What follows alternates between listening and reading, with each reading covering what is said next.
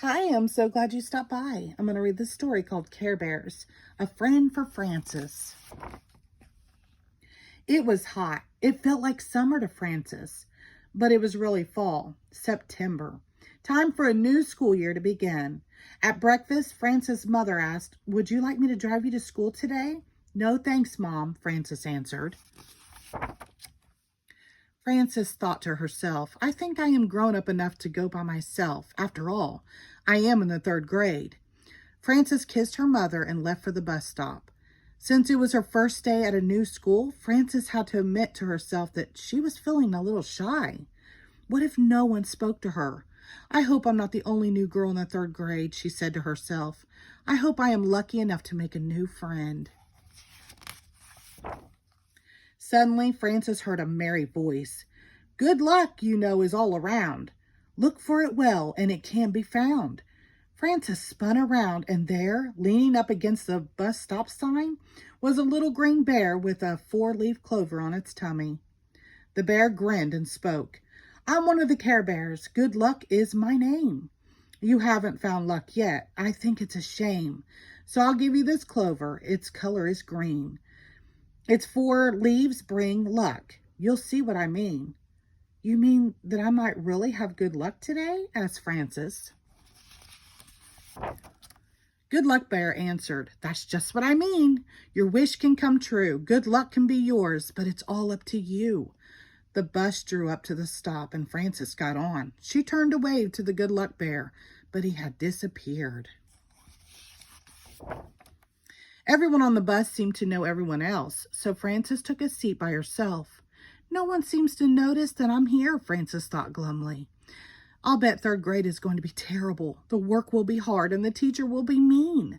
I'm not lucky at all. I must have imagined that Good Luck Bear." But when Frances looked in her pocket, she still had the lucky green clover. At school, Frances walked down the hall to her new classroom. She remembered her old school and all her old friends. Frances suddenly wanted to be back there where she felt safe and comfortable. Frances sat down and noticed a girl who wore a pretty purple dress. Purple was Frances's favorite color. Frances also saw that the girl wore lovely silver earrings. Frances wished she owned earrings like those.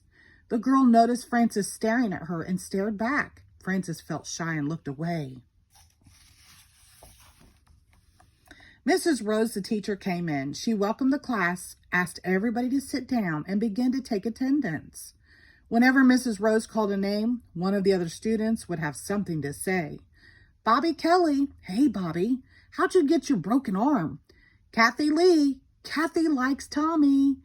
But when Mrs. Rose called Frances's name, no one said anything. Frances answered, "Here," in a small voice. She felt all alone. Then Mrs. Rose called Holly Pepper, and the girl with the beautiful purple dress answered, "Present." Frances thought, what a beautiful name. Holly must be the most popular girl in the class. Frances was thinking so hard that she didn't realize that the room was silent after Holly's name had been called too. Mrs. Rose asked the class to write a story about summer, and as Frances started to write, she heard a strange sound. "Psst, Frances, look over here," said a soft, furry voice. Frances looked toward the sound. Outside the classroom window was a little bear with a shooting star on its tummy. "It's me, Wish Bear. Good Luck Bear told me about your wish. I've come from Carolot to give you some good advice. Remember this: if you forget your own troubles and think about others, your wish will come true. I'm an expert on wishes, so just remember what I say." Frances blinked her eyes. Could there really be a bear outside the window? When she blinked again, the bear was gone, leaving behind a trail of stardust. The morning passed, and then it was time for lunch. Frances worried as the class walked into the line to the lunchroom. Would anyone sit with her? In the lunchroom, the kids sat in groups. Frances saw that there was no room for her at the first table, so she took a seat at the next table. She opened her lunchbox and began to eat. Frances noticed Holly sitting at a nearby table. Holly's lunchbox had a pretty rainbow on the front. Then a bunch of boys sat down at the table where Holly was sitting. Eric looked at Holly and said, "Yuck! This is our place. We always sit here," Lou added. "It's a free country," Holly answered. "I'm new and I didn't know this was your table." Holly picked up her lunchbox and walked away. Frances was so surprised. She hadn't realized Holly was a new girl too. Maybe she should have sat next to her. Oh well, it was too late now. Lunch would soon be over.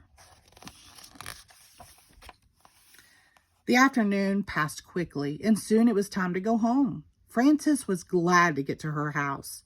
She made a snack and went out into the yard. The day had been hard for her, but she knew that it had been for Holly too. From the shadows behind a tree, she heard a gentle voice say, "I think that you are on the right track, Frances. Think about how Holly must be feeling right now." Before she knew it, Frances was joined by a light brown bear with a big heart on its tummy. "Which one are you?" Frances asked. "I'm Tinder Heartbear. I like to help people be nice to each other so that love can spread and grow." "I wanted to be nice," Frances said, "but no one talked to me. I was all alone and wished that someone would notice me. I felt awful." "I think everyone must have noticed Holly. She was wearing a beautiful dress and had silver earrings." Tenderheart took Frances by the hand. "Is that how you really feel about Holly? Do you think she is any happier than you are right now?" "I guess not," Frances admitted. "She's a new girl too."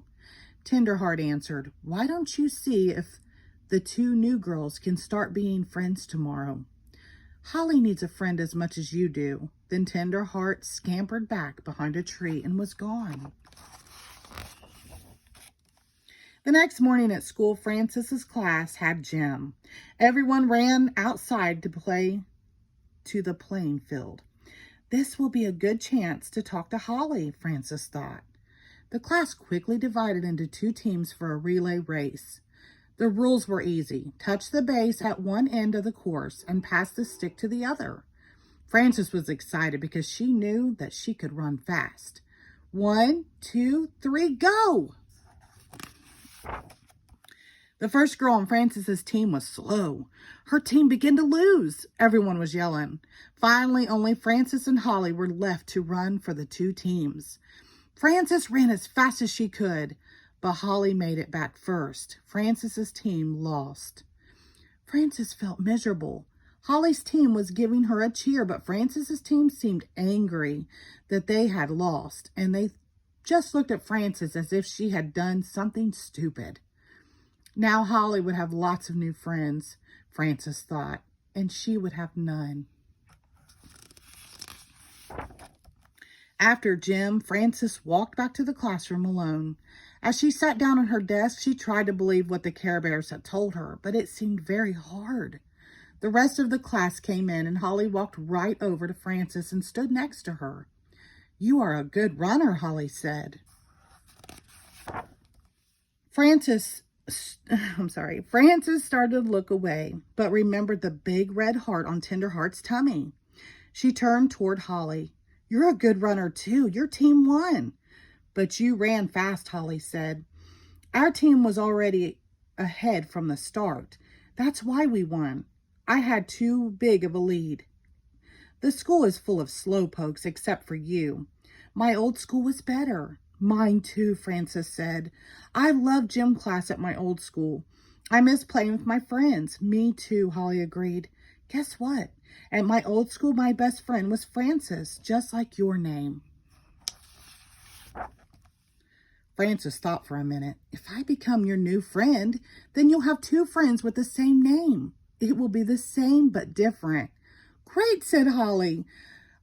"I was wishing for a special friend just like the old Frances. Now I have one." "I wished for a friend too," said Frances. "Do you want to come over and play at my house tomorrow? We can run races." On the bus ride home the next day, Frances and Holly sat together. Frances felt happy. Her wish had came true. Maybe third grade was not going to be so bad after all. At the bus As the bus slowed down near her stop, Frances thought that she could see the three bears looking out from the bushes and waving to her. She smiled and waved back. Then she and Holly hopped off the bus and raced home to play together. The end. Thank you.